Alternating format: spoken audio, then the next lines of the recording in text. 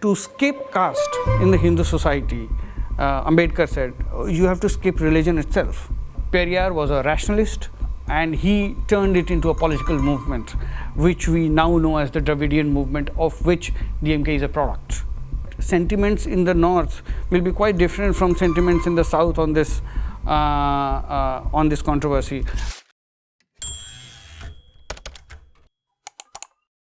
Hello everyone, this is Samiksha Mishra and you are watching Indian Express. Now, as we all know that Tamil Nadu Sports Minister and DMK Chief M.K. Stalin's son, Udhayanidhi Stalin, has made a comment on Sanatan Dharma where he said that he stands for eradication of Sanatan Dharma. A controversy followed, and we have Deeptiman Tiwary here with us from Indian Express to talk about what his statement meant, about the political connotations hidden behind, and much more.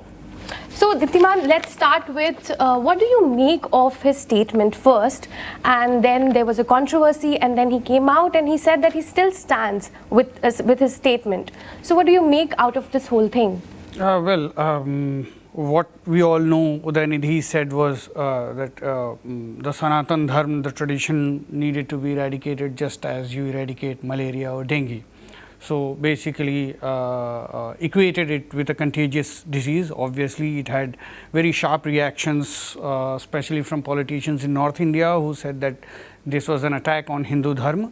And that this would not be tolerated, and that it showed that what kind of an alliance the India alliance was, which DMK is a part of, and that it was an anti-Hindu alliance. So after that, political furore has erupted, and we can all see what is happening.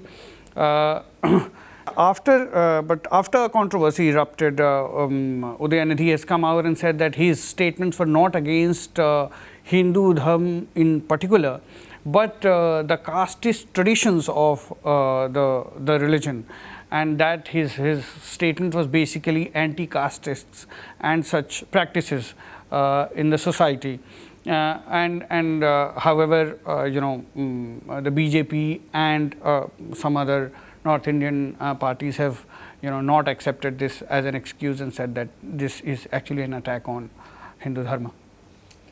So, now there are a lot of social and philosophical connotations attached with Sanatan Dharma. So, can you explain if there is any difference in how it is perceived in different parts of the country, especially North and South? Look, there is no definite academic research on what actual is Sanatan Dharma. Okay, so largely it is through social or socio-political voices that we understand what Sanatan Dharma actually is. Some people equate it with Hindu Dharma. Some people call it that it is far comprehensive, more comprehensive than Hindu Dharma. Some people, as Udhayanidhi or certain political traditions, socio-political traditions in the southern India specifically, have equated it with casteist traditions and basically the hierarchical structure of Indian society. So, if we look at the view that the RSS, of which the BJP is a part, holds, it says that Sanatan, by its very definition, is eternal. So, the eternal way of life, dharma they translate as not religion but a way of life, and so the eternal way of life, which is the Hindu way of life, because this land is of the Hindus, because they were the ones who were always here, others came from outside. So, that way of life is Sanatan Dharma. So, all the practices that are associated with the Hindu culture, which is 5,000 years old, starting with Indus Valley civilization, that is what Sanatan Dharma is, and that Hinduism is a manifestation of that Sanatan Dharma, and that say Sikhism, Buddhism, Jainism, or all the religions that were born in India actually flow out of Sanatan Dharma. So, it is like the mother tree for the BJP and the Sangh Parivar, but mostly since the advent of the political discourse on this, largely the Sangh Parivar and the BJP have equated Sanatan Dharma with Hindu Dharma in particular. and not just Hindu Dharma, but there have been texts in RSS resolutions, in speeches of RSS Sarsang Chalaks, where it has been equated with variously with Hindu identity, Hindu nation, which is the Hindu Rashtra, and the ideology of Hindutva. So, that is how variously it has been equated, but largely with the Hindu identity. Conversely, in the southern India, there has been a different kind of political, socio-political movement, which can be traced back to as far back as the 5th century, where there are texts like Thirukural, which have been critical of the hierarchical structure of the society. At the same time, even in 18th century, the texts by Vallalar have been critical of the caste system and have actually castigated it in quite harsh words. And after that, as these movements took shape in the society, that came Periyar in 1925, around the same time that RSS was formed in the north. And he turned it into a political movement, which we now know as the Dravidian movement, of which DMK is a product. So, Periyar was a rationalist, and he started what we call a self-respect movement and a rationalist movement, which rejected the hierarchical structure of society and the hierarchical construction of religion itself. And so, we have had a long-standing tradition in Tamil Nadu particularly, where Sanatan Dharma has actually been equated with caste. And so, to many in Tamil Nadu, it may not be a big surprise that something like this has been said, as there has been a history of such statements in that region. So, I want to make it clear. So, in north and in south, was there any difference in how Sanatan Dharma was followed? Were there certain practices which were different from Tamil Nadu, which were being followed, against which there was such strong aversion in south and there was a movement? Look, if we look at even in the north, there has Hindu Dharma by its very structure, as far back as we know. We don't know what was happening in Indus Valley civilization. We do not have much historical data on it.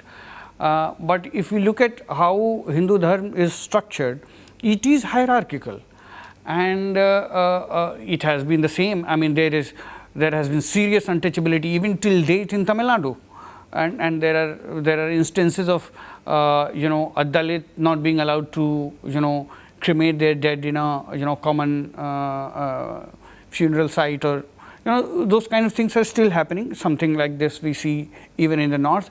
It's about how certain socio-political movements have taken shape. In north also there have been myriad attempts at reforming the Hindu society. In fact, there are academics who have argued that Buddhism itself was actually a reformist movement of the Hindu society. And so, in that sense, there have been attempts on both sides across the country to reform this structure of the religion.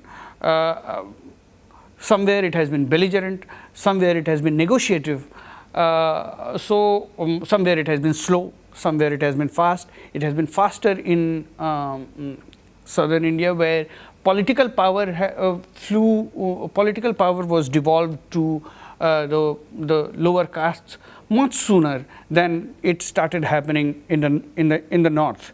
So that is why opposition to caste has been so pronounced in southern India, and it has taken shape in north as well. And in fact, for that matter, RSS since its inception has always argued that Hindu society has to do away with caste. Untouchability cannot be accepted. Let's remember that Mahatma Gandhi was one of the topmost voices against untouchability in this country. So he was from North India. So there have been movements across this country. There have been aggressive movements in certain parts. There have been slower movements or negotiative movements in other parts, but that's how it has been.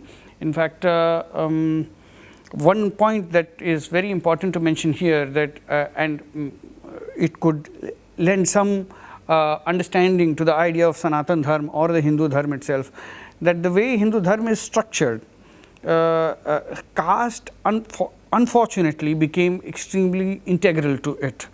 When it happened, there are different views about it. RSS says there was a certain, it wasn't like this in the Vedic period, and there was a Varna system which was later morphed into the caste system. But as we understand, as we know, if we read Ambedkar's Annihilation of Caste, so when he's writing to Mahatma Gandhi, he says that he suggests that Hindu Dharma cannot exist without caste. In fact, if one reads between the lines, somebody may argue that probably the idea of caste is far bigger than the idea of religion in the Hindu society. It has been an academic argument which has had its supporters and detractors. So in that context, and that is why he said that to skip caste in the Hindu society, Ambedkar said, you have to skip religion itself. And he said, that is why I am converting to Buddhism. However, many academics argue that India is structured in such a way that you can skip your religion, but you can't skip your caste. It's a very interesting point actually that you've made, and it brings me to my next question, because caste has always also influenced politics in India. So do you think that Udhayanidhi's comment is an open challenge to BJP, and is DMK trying to position itself against BJP in South especially, because we know that BJP has not yet gotten into the politics there. So do you think that? DMK is already positioned against the BJP in the South. BJP has been trying hard to make inroads into Tamil Nadu. It is one place it sees that it does have a future and should make inroads, although electorally it has done miserably in that state. But if we see Prime Minister often quotes great Tamil poets, whenever he goes to that part of the country, he tries to speak in Tamil, one or two sentences, speaks very highly of Tamil culture and Tamil language, even though the RSS core ideology says that it is the Hindi which should be given the primacy. So the BJP has been trying very hard to get into the Tamil territory, and DMK sees it, and so it only tries to overemphasize its ideology and show that the BJP, which professes the Sanatan Dharma or the Hindu Dharma, is actually a propagator of hierarchical structure of the society and casteism. And so it basically digs into its core vote base, which is flows from the Dravidian political ideology. So yes, DMK is positioning itself against the BJP. At the same time, BJP is using this entire controversy to show the entire India alliance as opposed to the Hindu Dharma itself. And let's understand that sentiments in the north will be quite different from sentiments in the south on this controversy. You cannot go around towns and villages in UP and Bihar and Madhya Pradesh and Chhattisgarh explaining people what is Dravidian movement. So the thing that people will understand that, okay, this is a statement which is against Sanatan Dharma. That is why if we see that quite a few of North Indian politicians who are part of the India Alliance have kept quiet and not said anything, because they understand that this can have very counterproductive effect on the India Alliance. At least the parties who are will be contesting in North India. So yeah, that's that. So let's dive deeper into the attacks on India alliance. Now, different leaders have taken different stand. Arvind Kejriwal has made a comment. Then Mamata Banerjee has made a comment.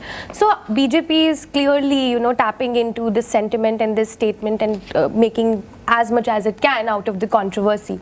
So, how do you think this is going to impact India alliance in the coming elections and their stand which they are taking against BJP in the recent times?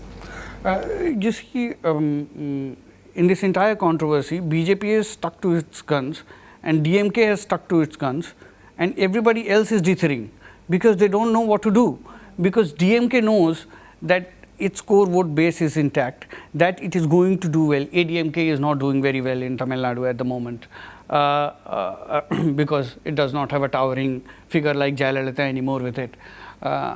So DMK knows that if it feeds into the sentiments of its core vote base, it will only consolidate and benefit it. So DMK is well placed. BJP knows that this is an issue which has been handed to it over a platter, and it can smear the entire India alliance with it. Even though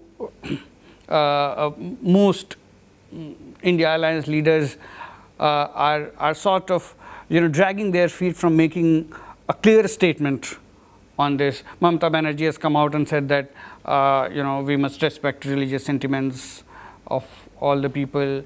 Then in fact, we have not heard from Rahul Gandhi at all till now.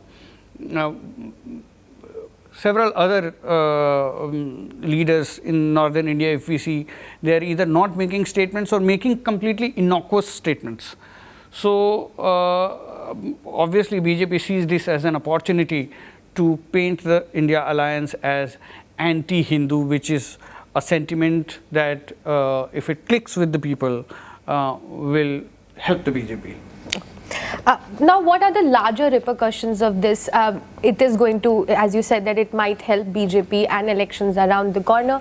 So in a conclusive way, if you have to put it, that what are would be the larger repercussions of Udhayanidhi's statement and then other leaders, its impact and everything?